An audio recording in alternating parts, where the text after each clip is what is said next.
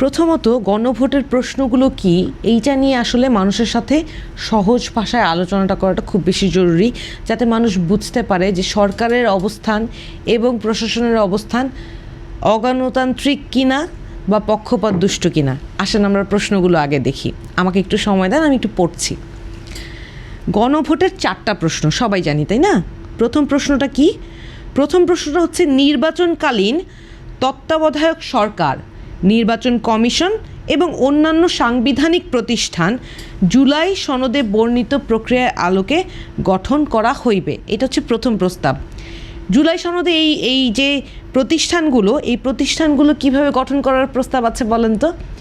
এই প্রস্তাবে বলা আছে নির্বাচন কমিশন এবং সাংবিধানিক প্রতিষ্ঠান যেমন দুদক, এই প্রতিষ্ঠানগুলো একেবারে স্বতন্ত্রভাবে ফাংশন করবে এবং সরকারি প্রভাবমুক্ত হবে। ইন্ডিপেন্ডেন্ট অর্গানাইজেশন, গভর্নমেন্টের যেই পলিটিক্যাল পার্টি, তাদের কোনো ইনফ্লুয়েন্স থাকবে না। এটি কি অন্যায় প্রস্তাব? আমি আপনাকে উত্তর দিতে বলছি না, আপনি যেদিন গণভোটটা দিবেন সেই দিন উত্তরটা দিন। আমরা এটা কেন চেয়েছি সেইটা প্রশ্ন করতে পারেন। ভবিষ্যৎ হোক নিরাপদ, বিনিয়োগ হোক বিশ্বস্ত, আর আমার পছন্দ সল্ট বে। ওয়েলকাম টু সল্ট বে। এই যে ইন্ডিপেন্ডেন্স অফ স্পেসিফিক ইনস্টিটিউশনস, যেটা কোনো দল চায় না, কারণ তাদের নানান অনিয়ম দুর্নীতিগুলো তারা এই ধরনের প্রতিষ্ঠানগুলোর মাধ্যমে করে থাকে। ধরেন আজকে নির্বাচন কমিশন নিয়ে এত ধরনের প্রশ্ন কেন উঠছে? কারণ নির্বাচন কমিশন কোনো না কোনোভাবে কারো না কারো দ্বারা প্রভাবিত হচ্ছে। এই অর্গানাইজেশনগুলো দুটো পড়লেন আর দুটো পড়েন নাই। একটা পড়েছি, সেটার এক্সপ্লেনেশনটা বললাম। আমি তো আইনজীবী, ধরেন আমি আইনজীবী এবং রাজনীতিবিদ হিসেবে মানুষকে শর্তের সঙ্গে বাংলাদেশের কোনো দলই কিন্তু একমত হয় নাই। আমি সবটাই বলছি, কোনো জায়গায় দ্বিমত কারা কোথায় দ্বিমত করছে সেটা নিয়েও আলোচনাটা করাটা জরুরি। হ্যাঁ, উনিও বলবেন, আমিও বলবো। দ্বিতীয় প্রশ্নটা হচ্ছে আগামী জাতীয় সংসদ হইবে 2 কক্ষ বিশিষ্ট এবং জাতীয় সংসদ নির্বাচনে দলগুলোর প্রাপ্ত ভোটের অনুপাতে, মানে কি ভোটের অনুপাতে 100 সদস্য বিশিষ্ট উচ্চকক্ষ গঠন হইবে এবং সংবিধান সংশোধন করিতে হইলে উচ্চকক্ষের সংখ্যাগরিষ্ঠ সদস্যের অনুমোদন দরকার হইবে। এই যে আজ পর্যন্ত বাংলাদেশে যে সংবিধান প্রণীত হয়েছে সেইটা কতবার সংশোধিত পরিমার্জিত হয়েছে। সংশোধন পরিমার্জনের নামে সংবিধানকে একেবারে একটা স্বৈরতান্ত্রিক কাঠামোতে পরিণত করা হয়েছে শুধুমাত্র ক্ষমতা দীর্ঘায়িত করার জন্য। এই স্বৈরতান্ত্রিক কাঠামোটা কেন হয়েছে? কারণ ওই যে পার্লামেন্টের 2/3 ভোটে, শুধুমাত্র নিম্নকক্ষের 2/3 ভোটে এই সংবিধান পরিবর্তন করে ফেলা যায়। এই কারণে এখন এই নিয়মটা, আমরা প্রস্তাব যেটা এসেছে জুলাই সনদে, সেটা হচ্ছে শুধুমাত্র লোয়ার হাউস না, যেই আপার হাউসের প্রস্তাবটা বিএনপিরও 31 দফায় কিন্তু ছিল, কিন্তু ওনারা চেয়েছেন যে ওনারা যেই কয়টা আসনে জিতবেন বা যেই কয়টা আসনে যেতে হবে সেই আসনের অনুপাতে উচ্চকক্ষে আসন সংখ্যা বন্টন হবে। কিন্তু আমরা যেটা চেয়েছি এবং জুলাই সনদে যেটা এসেছে সেইটা হচ্ছে ভোটের রেশিও অনুযায়ী, যে ধরেন সারা বাংলাদেশের মানুষ কাকে কত % ভোট দিল সেই রেশিও অনুযায়ী যখন উচ্চকক্ষ গঠিত হবে, তাহলে কি হবে? তাহলে মানুষের ভোটের পার্সেন্টেজের রিফ্লেকশনটা থাকবে এবং মানুষের মতামতের পার্সেন্টেজটা রিফ্লেক্টেড হবে। এইভাবে হচ্ছে উচ্চকক্ষ কেন প্রয়োজন? ওই যে সংবিধান যখন তখন যাতে পরিবর্তন না করে।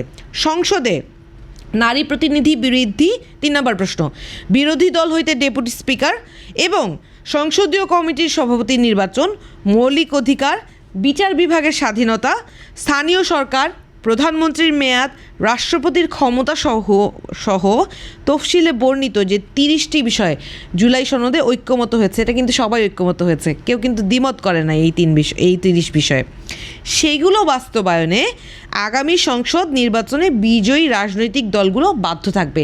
এই 30টাতে কিন্তু কারো দ্বিমত নাই। কি সেটা হচ্ছে আপনার বিচার বিভাগের স্বাধীনতা। এখন তো একটা স্বতন্ত্র সচিবালয়ই গঠন হয়েছে, ধরেন এটা তো একটা অধ্যাদেশের মাধ্যমে হয়েছে। এই জন্যই তো আমি বলছি, ধরেন এই যে এই প্রশ্নগুলো আপনি যদি সাধারণ মানুষ এই প্রশ্নগুলো যদি আমি যদি আমাদের জায়গায় বসে সুন্দর করে ভেঙে, আমি তো আইনজীবী, আমি কঠিন ভাষাটা বুঝি, মানুষকে তো সহজে বুঝিয়ে বলতে হবে, কিন্তু এটা তো বুঝাতেই হবে। কারণ হচ্ছে 4 নম্বর প্রশ্ন, 4 নম্বরটা আমি বলে ফেলি। জুলাই সনদে বর্ণিত অপরাপর সংস্কার রাজনৈতিক দলগুলোর প্রতিশ্রুতি অনুষ্ঠানের বাস্তবায়ন হবে। এই হচ্ছে মোটা দাগে 4টা প্রস্তাব। আমরা কেন স্বাক্ষর করি নাই? আমরা স্বাক্ষর করি নাই কারণ ওই যে জুলাই সনদ সেইটা বাস্তবায়ন কিভাবে হবে সেইটা নিয়ে কোনো স্পষ্ট বার্তা সেখানে ছিল না। একটা ভ্যাগ ডকুমেন্ট যেটার কোনো লিগ্যাল এনফোর্সিবিলিটি নাই, সেটা যদি আমরা স্বাক্ষর করে ফেলতাম তাহলে দেয়ার ওয়াজ নো কামিং ব্যাক। আমরা তো ওইটা নিয়ে ধরেন এই পর্যন্ত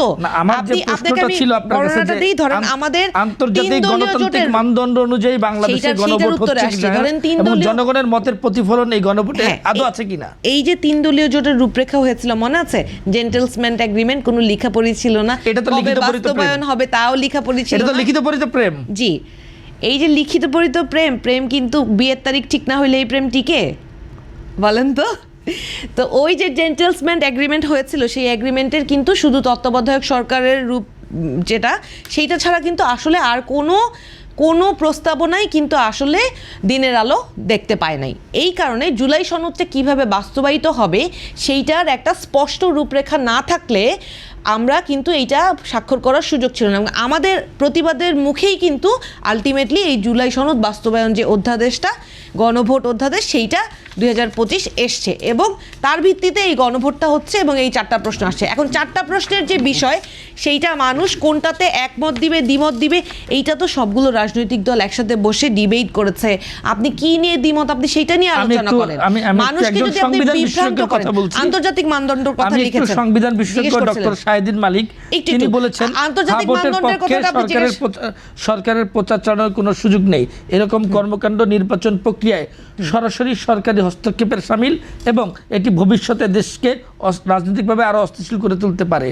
জি, উনি পক্ষপাতদুষ্ট কথা বলেছেন কারণ উনি সংবিধানের যেই ব্যাখ্যাটা উনি পছন্দ করছেন সেই অনুযায়ী সেটার পরিবর্তন উনি চাচ্ছেন না। কিন্তু বাংলাদেশ যদি পরিবর্তন চায় তাহলে বাংলাদেশের মানুষ গণভোটে দিবে। এটা উনি এই ধরনের মন্তব্য করে বাধা দিতে পারেন না। অরাজনৈতিক সরকার, একটি অরাজনৈতিক সরকার রাজনৈতিক সিদ্ধান্ত গ্রহণের ক্ষেত্রে এই ধরনের চাপিয়ে দিতে পারে কিনা? এই সরকারের একমাত্র ম্যান্ডেট হচ্ছে সংস্কার। এই গণ অভ্যুত্থানের পরবর্তীতে এই যে অন্তর্বর্তীকালীন সরকার গঠন হয়েছে সেই সরকারের একমাত্র ম্যান্ডেট হচ্ছে সংস্কার এবং বিচার নিশ্চিত করা। তাহলে তার যেটা কাজ, এটা তো তত্ত্বাবধায়ক সরকার না। আবার আওয়ামী আমলে যেই সরকার ব্যবস্থা হয়েছিল পরবর্তী গভর্নমেন্ট ফর্ম করার আগে সেই সরকারও না।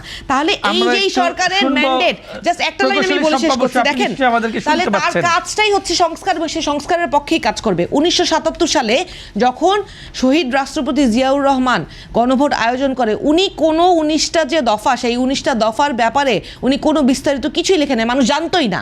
তারপরে উনি সেই 19 দফার ব্যাপারে মানুষকে হ্যাঁ ভোট দেওয়ার জন্য উনি মানুষের কাছে আস্থা চেয়েছিলেন এবং সমস্ত গণমাধ্যমে আন্তর্জাতিক মানদণ্ডের কথা যেটা বলছিলেন, একটা লাইনে শেষ করছি, সরি দুঃখিত।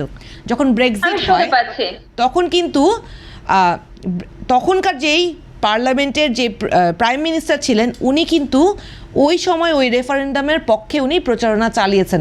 মানুষ সিদ্ধান্ত নিয়েছে, সেটা মানুষের সিদ্ধান্ত অনুযায়ী ব্রেক্সিট হয়েছে। সেখানে স্বচ্ছতা নিয়ে কোনো প্রশ্ন ছিল না, ভোটারদের স্বাধীন মত প্রকাশের নিয়ে কোনো ছিল না এবং রাষ্ট্রীয় নিরপেক্ষতা নিয়ে কোনো প্রশ্ন ছিল না।